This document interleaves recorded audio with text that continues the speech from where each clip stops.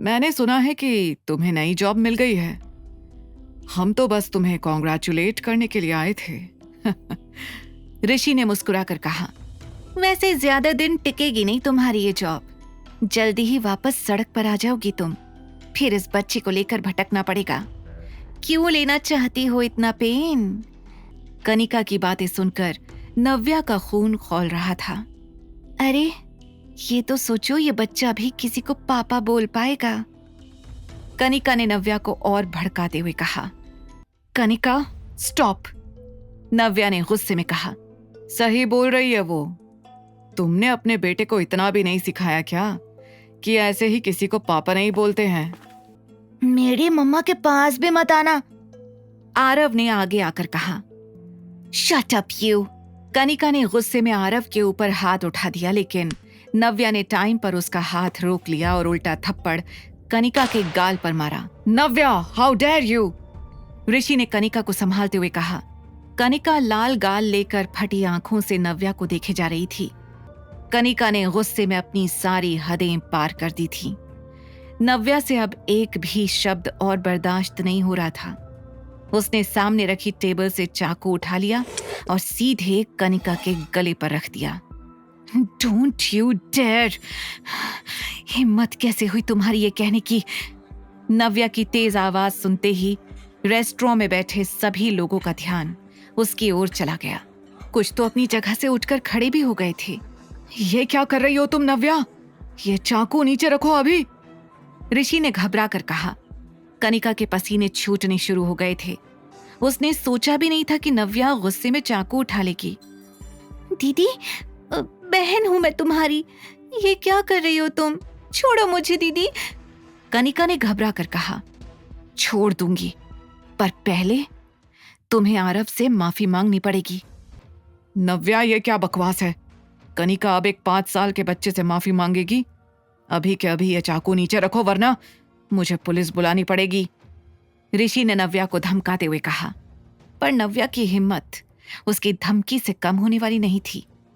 तुम्हें जो करना है करो, मैं ये चाकू तभी हटाऊंगी जब कनिका आरव से माफी मांगेगी। वेरी गुड मम्मा, वेरी गुड, आरव ने पीछे से नव्या को चीयर अप करते हुए कहा। हाउ फियरलेस शी इज, सिद्धांत ने कहा, जो उसी होटल के अंदर वाले रूम में बैठा हुआ था। सिद्धांत और अविनाश बचपन के दोस्त थे और इस वक्त दोनों साथ में डिनर के लिए मिले थे, उसी होटल में जहां नव्या आई थी। सिद्धांत दूर से ही सही पर बड़ी देर से इस तमाशे को देख रहा था। देखना यार, कितनी हिम्मत वाली लड़की है, सिद्धांत ने कहा।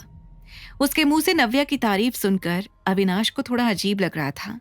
अविनाश ने उसे बड़े ठंडे अंदाज में देखा। क्या हुआ भाई, कुछ गलत कहा क्या मैंने? 1 मिनट, तू जानता है क्या इस लड़की को? इसलिए ऋषि ने गुस्से में वहां पर पुलिस को बुला लिया। पुलिस को देखते ही रेस्टोरेंट का ओनर घबरा गया। पुलिस इंस्पेक्टर ने आगे आकर सख्त आवाज में कहा, मैडम, यह क्या तमाशा लगा रखा है? ये रेस्टोरेंट है, चाकू नीचे रखिए। नहीं सर, सॉरी, बट मैं आपकी बात नहीं मान सकती। इनसे कहिए कि ये मेरे बेटे से माफी मांगे, वरना मैं इन्हें यहां से जाने नहीं दूंगी, नव्या ने बड़ी डिटर्मिनेशन से कहा। देखा इंस्पेक्टर, ये किस तरह से गुंडागर्दी पर उतर आई है। इसे अभी के अभी अरेस्ट करिए, ऋषि ने कहा। उन लोगों के बीच चल रही बहस को दूर से सिद्धांत और अविनाश देख रहे थे। मैडम, अगर आपने चाकू नीचे नहीं रखा तो हमें अभी के अभी आपको अरेस्ट करना होगा। इतना कहकर जैसे ही इंस्पेक्टर नव्या के पास गया, अविनाश अपनी जगह से उठकर खड़ा हो गया, लेकिन उससे पहले सिद्धांत वहां से निकलकर बाहर आ गया। रुकिए इंस्पेक्टर, इन्होंने कुछ नहीं किया है। इन्हें और इनके बेटे को ये दोनों काफी देर से परेशान कर रहे थे, सिद्धांत ने आगे आकर ऋषि और कनिका को घूरते हुए कहा। उसकी आवाज सुनते ही इंस्पेक्टर ने मुड़कर कहा, अरे पांडे सर, आप यहाँ? सिद्धांत सीनियर इंस्पेक्टर था, इसलिए उसे देखते ही पुलिस वालों ने उसे सलामी दी। सिद्धांत सही कह रहा है इंस्पेक्टर, पीछे से अविनाश की आवाज आई। ये आवाज सुनकर इंस्पेक्टर ने घबरा कर कहा, अरे अविनाश सर, आप यहाँ? सर, अगर पता होता कि आप यहाँ पर हैं तो हम यहाँ आते ही नहीं। एक ही पल में अविनाश की पावर ऋषि और कनिका दोनों समझ गए थे। नव्या, क्या चाहती हो तुम? ऋषि ने गुस्से में पूछा।